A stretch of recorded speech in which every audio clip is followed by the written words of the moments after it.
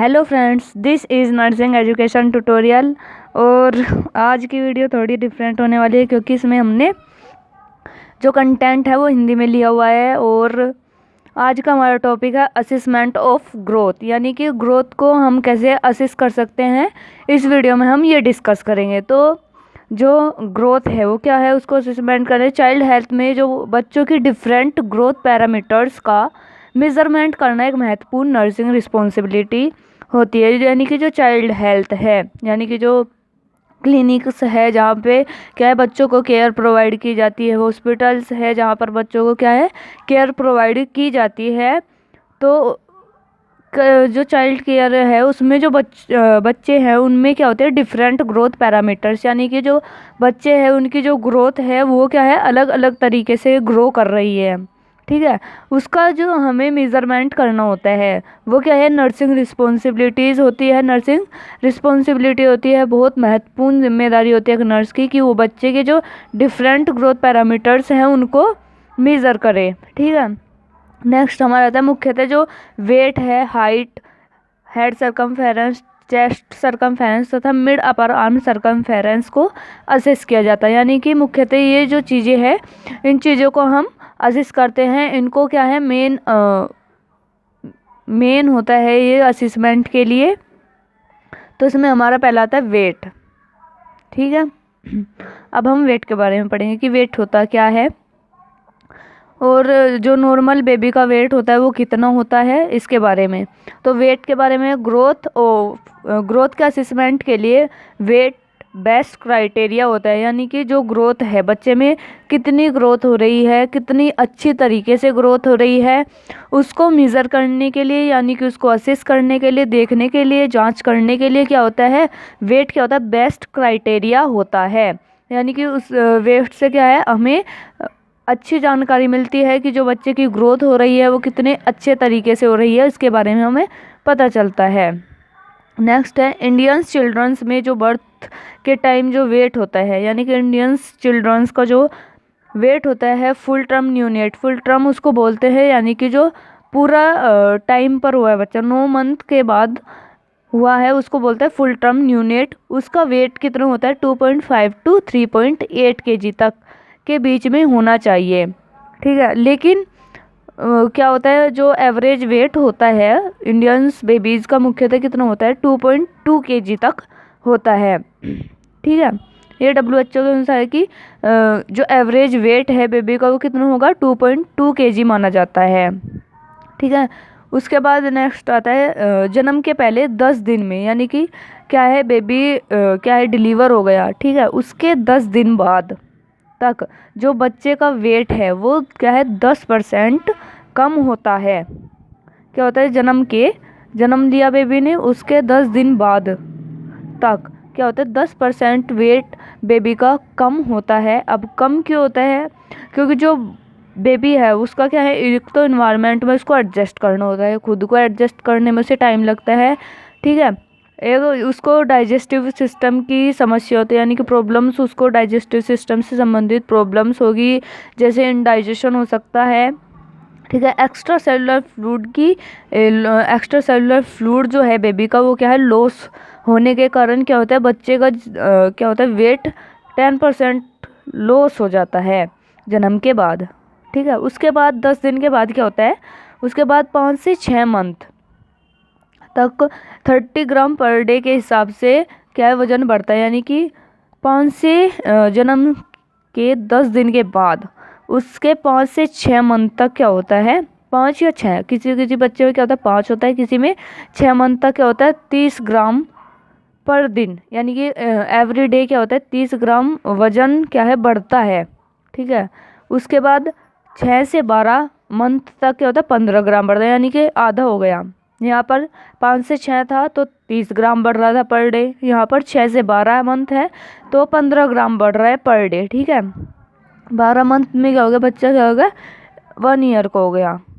ठीक है, 1 ईयर से मैच्योरिटी तक, यानी कि जब तक बेबी क्या है मैच्योर नहीं होता तब तक क्या है बेबी का पर ईयर कितना वेट बढ़ता है 2.2 से 3 kg पर ईयर की दर से बढ़ता है। यानी कि पहले क्या है 5 से 6 मंथ में 30 ग्राम पर डे, फिर 6 से 12 मंथ पर 15 ग्राम पर डे के हिसाब से, एंड 1 ईयर का यानी कि 12 मंथ के बाद बेबी का मैच्योरिटी तक क्या है 2.5 to 3 kg पर ईयर के हिसाब से बढ़ता है। यहाँ पे क्या हो गया ईयर, और यहाँ पर था पर डे के हिसाब से, ठीक है। नेक्स्ट आता है वेट का मेज़रमेंट करने के लिए वेट स्केल का यूज़ करते हैं, यानी कि जो वेट है उसको हम कैसे मेज़र कर सकते हैं, कैसे पता लगा सकते हैं कि उसको कितनी बच्चे की ग्रोथ हो रही है, कितनी अच्छे तरीके से हो रही है। इसको पता लगाने के लिए क्या यूज़ करते हैं, वेट स्केल का यूज़ करती है नर्सेज।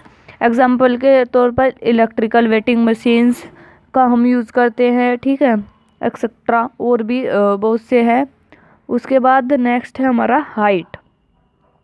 तो हाइट को कैसे मेज़र कर, हाइट से क्या होता है, जो बेबी की जो स्केलेटन ग्रोथ है यानी कि जो उसकी बोन्स की ग्रोथ है उसको हाइट क्या करता है, इंडिकेट करता है। हाइट को हम क्या है लेंथ भी कहते हैं, ठीक है।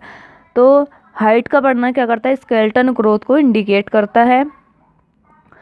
और जो बेबी की मसल्स, जो बोन्स होती है बेबी की, वो क्या होती है मैच्योर होनी स्टार्ट हो जाती है, उनकी ग्रोथ होनी स्टार्ट हो जाती है। तो हाइट उसको ही इंडिकेट करता है। जन्म के समय हाइट, वो हेल्दी न्यूनेट की लेंथ 45 to 50 सेंटीमीटर होती है, यानी कि जो हेल्दी या फुल टर्म न्यूनेट है उसकी जो लेंथ होगी नॉर्मल कितनी होगी, 45 to 50 सेंटीमीटर के बीच में होती है, ठीक है। 3 मंथ तक 60 सेंटीमीटर इंक्रीज होती है, यानी कि 3 मंथ तक जब बच्चा हो जाएगा तो उसकी लेंथ 60 सेंटीमीटर होगी, ना कि वो 60 सेंटीमीटर बढ़ेगा, उसकी लेंथ 3 मंथ तक 60 सेंटीमीटर हो जाएगी। 70 सेंटीमीटर 9 मंथ पर होगी और 75 सेंटीमीटर 1 ईयर पर होगी, ठीक है। उसके बाद 4 साल में यानी कि जन्म के 4 साल बाद जन्म से लेंथ डबल हो जाती है, यानी कि कितनी थी 50 थी तो कितनी हो जाएगी, डबल होकर 100 हो जाएगी 4 साल में बच्चे की हाइट। यानी कि जब बच्चा 4 साल का हो जाएगा तब उसकी हाइट कितनी होगी, 100 सेंटीमीटर होगी। लेंथ को मेज़र करने के लिए क्या है, इन्फेंटोमीटर या सिंपल टेप मेज़र का यूज़ करते हैं। इसमें क्या करते हैं, मैं आपको एक बता दूं, इसमें क्या करते हैं, जो बच्चा होता है छोटा, जो न्यूनेट होता है उसको क्या करना होता है, उसको हम क्या करते हैं सीधा लिटा देते हैं एक प्लेन सरफेस पर, उसको बच्चे को क्या है सीधा लिटा देते हैं। एक हाथ से हम क्या करते हैं, जो बेबी का हेड होता है उसको पकड़ के रखते हैं, और जो दूसरा हैंड होता है उससे क्या करते हैं, उसको पकड़कर क्या करते हैं, सीधा कर देते हैं। तो जिससे कि क्या है लेंथ जो है, लेंथ उसकी अच्छे से मेज़र हो सके, इसके लिए क्या हम ये मेथड यूज़ करते हैं। नेक्स्ट हमारा आता है हेड सर्कमफेरेंस। हेड सर्कमफेरेंस में क्या होता है, यह जो हेड है, हेड में क्या होता है, स्कल होती है, फेस होता है, तो वो क्या करता है, इंडिकेट ब्रेन की ग्रोथ को और उसके डेवलपमेंट को इंडिकेट करता है हेड सर्कमफेरेंस, ठीक है। जैसे जैसे बच्चा बड़ा होता जाता है तो क्या होता है, उसके जो ब्रेन है उसका जो साइज़ है वो क्या है, उसकी ग्रोथ होनी स्टार्ट हो जाती है, उसमें उसका डेवलपमेंट होना स्टार्ट हो जाता है। तो जो हमारे हेड का जो सर्कमफेरेंस होता है, नॉर्मल न्यूनेट के हेड का क्या होता है, जो नॉर्मल सर्कमफेरेंस होता है वो क्या होता है 35 सेंटीमीटर। कितना होता है 35 सेंटीमीटर होता है। अब जब बच्चा 6 मंथ का हो जाता है तो उसका जो हेड है, उसका जो सर्कमफेरेंस है वो 40 सेंटीमीटर हो जाता है। 1 ईयर पर 45 सेंटीमीटर एंड जो 12 ईयर्स पर 52 सेंटीमीटर हो जाता है। जो एडल्ट का जो हेड का सर्कमफेरेंस होता है वो 52 सेंटीमीटर होता है, ठीक है। माना जाता है सामान्यतः कितना होता है 52 सेंटीमीटर होता है, ठीक है। अब इसमें कुछ डिसीज़ कंडीशन जैसे हाइड्रोसिफेलस में जो हेड का साइज है या जो हेड का जो सर्कमफेरेंस है वो क्या हो जाता है, इंक्रीज़ हो जाता है, बड़ा हो जाता है, ठीक है। हाइड्रोसिफेलस में क्या हो जाता है, इंक्रीज हो जाता है। एंड माइक्रोसिफेलस में क्या हो जाता है, अब नॉर्मली जो हेड का सरकमफेरेंस है, जो हेड का साइज है, वो नॉर्मली छोटा हो जाता है। अब नॉर्मली छोटा होता है यार, देखो इसमें क्या है, सिफेलस लगा हुआ है, ठीक है। सिफेलस का मीनिंग यहाँ पर क्या है, उस ब्रेन से रिलेटेड होता है। सिफेलस सेरिब्रम बोलते हैं ना हेड को, तो सिफेलस से जुड़ा हुआ है, ठीक है। यहाँ पर सिफेलस का यहाँ भी सिफेलस का मीनिंग क्या है, ब्रेन है, ठीक है। माइक्रो मानी क्या होता है, छोटा होता है। सिफेलस ब्रेन यानी कि माइक्रो छोटा, सिफेलस ब्रेन तो छोटा ब्रेन, यानी कि अब नॉर्मली बच्चे के जो हेड का साइज है वो क्या होता है, छोटा होता है। हाइड्रोसिफेलस में बड़ा होता है, हाइड्रोसिफेलस में क्या होता है, हेड सरकमफेरेंस बड़ा होता है। नेक्स्ट, हेड सरकमफेरेंस को मेज़र करने के लिए ऑर्डिनरी टेप का हम यूज़ करते हैं, ठीक है। ऑर्डिनरी टेप का हम यूज़ करते हैं। उसके बाद हमारा आता है चेस्ट सरकमफेरेंस। अब चेस्ट सरकमफेरेंस में क्या होता है, जो बेबी की जो चेस्ट है उसका कितनी, मतलब उसकी चौड़ाई, उसकी गोलाई कितनी है, उसको मेज़र करना होता है। चेस्ट सरकमफेरेंस या थोरेसिक डायमीटर, क्या चेस्ट को हम क्या बोलते हैं, थोरेसिक, क्योंकि यहाँ पर क्या होते हैं, लंग्स पाए जाते हैं, तो इसके लिए से थोरेसिक कहते हैं। थोरेसिक कैविटी होती है ना, जैसे एब्डोमिनल कैविटी, थोरेसिक कैविटी, अलग अलग कैविटीज़ होती है। तो चेस्ट सरकमफेरेंस या थोरेसिक डायमीटर या थोरेसिक कैविटी की जो ग्रोथ व न्यूट्रिशन स्टेटस को असिस्ट करने का मुख्य पैरामीटर है। यानी कि ग्रोथ के साथ साथ क्या है, न्यूट्रिशन स्टेटस, या यानी कि क्या है, जो बच्चा न्यूट्रिशंस ले रहा है वो उसको सही मात्रा में मिल रहे हैं या नहीं मिल रहे हैं, उसको क्या करता है, असिस्ट करने में हेल्प करता है, उसको पता लगाने में हेल्प करता है। मुख्य पैरामीटर होता है। नेक्स्ट है, जन्म के समय चेस्ट सरकमफेरेंस हेड सरकमफेरेंस से 2 to 3 सेंटीमीटर कम होता है। यानी कि जितना हेड सरकमफेरेंस होगा उससे कम, कितना, 2 से 3 सेंटीमीटर कम होता है, ठीक है। और इसके बाद नेक्स्ट आता है, 1 साल की उम्र तक ये दोनों इक्वल हो जाते हैं। यानी कि जो हेड सरकमफेरेंस एंड जो चेस्ट सरकमफेरेंस है, दोनों क्या हो जाते हैं, इक्वल हो जाते हैं 1 साल की एज में, ठीक है। यानी कि जो 2 या 3 सेंटीमीटर का जो क्या है गैप था head circumference and chest circumference में, वो 1 साल में क्या होता है, इक्वल हो जाता है, बराबर हो जाता है। इसके बाद यह बढ़ने लगता है, यानी कि 1 साल के बाद हेड सरकमफेरेंस क्या है, वो चेस्ट सरकमफेरेंस क्या है, धीरे धीरे इंक्रीज होना स्टार्ट हो जाता है। जन्म के समय जो चेस्ट होती है या जो थोरेसिक डायमीटर होता है, वो क्या हो जाता है, बैरल शेप का होता है, ठीक है। किस शेप का होता है, बैरल शेप का होता है। और इसके एंटीरियर, पोस्टीरियर व ट्रांसवर्स डायमीटर बराबर होते हैं। एंटीरियर यानी कि आगे का, पोस्टीरियर पीछे का, ट्रांसवर्स जो साइड वाला होता है वो क्या होता है, डायमीटर क्या हो जाते हैं, बराबर हो जाते हैं। चेस्ट सरकमफेरेंस को सिंपल टेप मेज़र से हम क्या कर सकते हैं, मेज़र करते हैं। जो जैसे हम क्या करते हैं, बेबी का जो क्या है, जैसे हम चेस्ट सरकमफेरेंस को मेज़र करने के लिए करते हैं, ऐसे ही इसको भी मेज़र करने के लिए हम क्या करते हैं, सिंपल टेप मेज़र का यूज़ कर सकते हैं।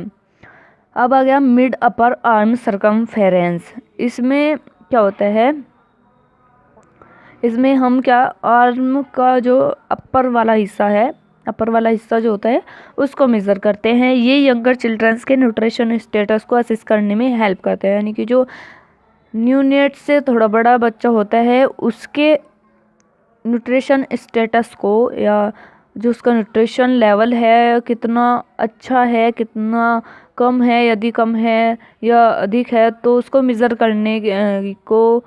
करने में हेल्प करता है, या उसको मेज़र करने के लिए महत्वपूर्ण होता है। नेक्स्ट है, इनएडिक्वेट न्यूट्रिशन के कारण, इनएडिक्वेट न्यूट्रिशन का था कम न्यूट्रिशन के कारण, यानी कि बच्चों को क्या है, जितना उसको न्यूट्रिशन चाहिए उतना नहीं मिल पा रहा, उसकी वजह से जो ग्रोथ रिटार्डेशन होती है, यानी कि ग्रोथ में किसी न किसी प्रकार की कमी आ जाती है को डिटेक्ट करने का यूज़फुल मेज़रमेंट होता है। अब देखें, बच्चा क्या है, कोई बच्चा है, वो क्या है, कम न्यूट्रिशन ले रहा है, ठीक है, उसको किसी कारण क्या है, न्यूट्रिशन कम मिल रहा है, जिससे उसकी जो ग्रोथ है वो रिटार्डेड हो रही है या कम हो रही है। उसको डिटेक्ट करने का एक यूज़फुल तरीका क्या है, मिड अपर आर्म सरकमफेरेंस को मेज़र करना, ठीक है।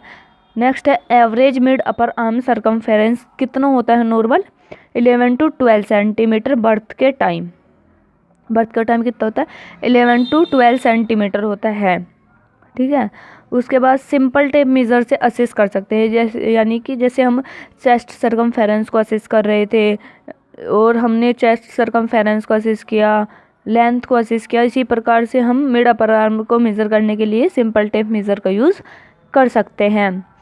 और अगर आपको ये वीडियो अच्छे लगे तो इस वीडियो को लाइक करें, शेयर करें, सब्सक्राइब करें, जितना हो सके उतना अपने दोस्तों को शेयर करें ताकि उनको भी ये नॉलेज प्रोवाइड हो सके।